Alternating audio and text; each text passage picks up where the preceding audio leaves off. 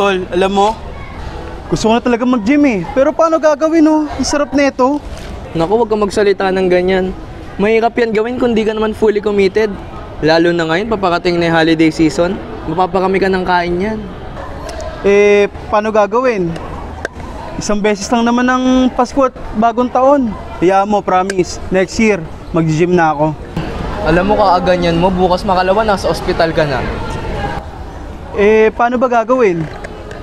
Kung mag-alala, nung nag-gym ako, may nakatulong sa akin para magpapayat. Sino pa naman ako para i-gatekeep yun, di ba? At yan ang ilan lamang sa healthy tips na matututunan natin ngayong paparating na ang holiday season.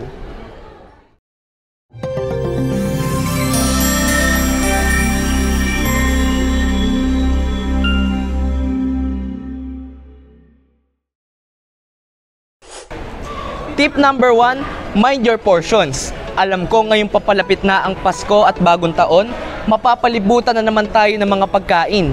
Handaan dito, handaan sa kapitbahay, lahat may handaan. Kaya responsibilidad natin na maging mindful sa ating mga kinakain.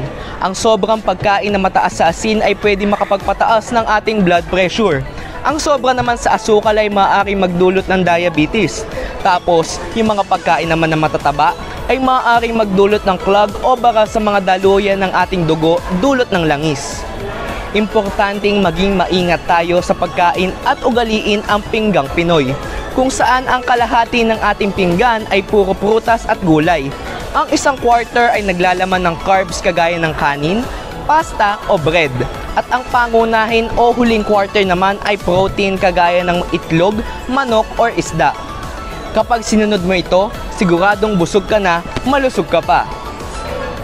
Tip number 2, exercise. Ngayong Pasko, maraming guilty sa atin na nakakalimot na mag-ehersisyo. At huwag kayong mag-alala, danas ko yan. Pero ngayon na ang oras para putulin natin ang ganyang hobby. Alam nyo ba na sanhi ng overeating at walang pag-ehersisyo ang metabolic disease?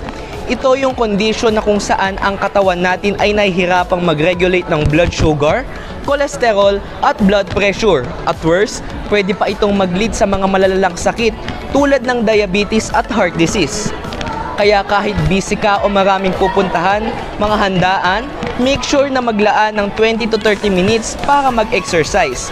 Pwede kang maglakad-lakad sa park nyo, mag-jogging o kung ayaw mo naman lumabas, pasok pa rin naman yung mga home workouts.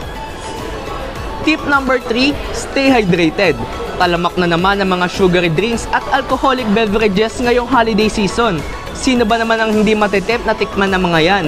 Kaya naman, mas kailangan natin maging conscious sa pag-hydrate. Kaya kailangan din natin i-make sure na makakainom tayo ng 7 to 8 cups of water, hindi kailangan sabay-sabay. Tama lang yung pag-inom at aabot sa ideal water intake every day para matulungan ang katawan mo sa pag-digest ng mga kinain mo at syempre para maiwasan ang dehydration. Tip number 4, don't skip meals. Alam ko marami sa inyo ang hindi kumakain ng buong araw. Para pagdating ng Noche Buena, marami syempreng makakain. Maling-mali yan. Alam nyo ba na yaan ang shortcut sa overeating? Yung gutom na gutom ka na tapos kakain ka ng marami later. Tapos after mo kumain, feeling mo ang tigas ng tiyan mo kasi overstuff ka na. Hindi kailangan mag-skip ng pagkain. Ang kailangan mong gawin ay mag-breakfast, lunch, at syempre dinner na may tamang portion. Yung meals mo dapat may tamang carbs, protein at veggies. Mas madali mong i-handle ang gutom at hindi ka masyadong tempted mag-overeat mamaya sa handaan. Tip number 5, take control. Tandaan mo na hindi kailangan maging super strict sa diet at maging sobrang hard sa sarili mo. Ang goal ay to make consistent changes na makakatulong sa atin in the future. Basta kailangan mo lang maging mindful palagi. Tandaan na ang bawat choices mo ngayon ay one step closer to becoming a healthier person.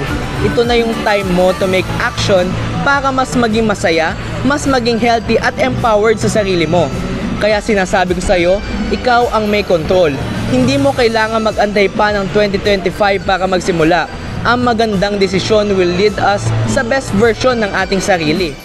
Ayun lang, sana makatulong sa inyo itong 5 health tips ngayong paparating na holiday season. Ako muli si Angelo Caparas, may pakialam dahil the Apex cares.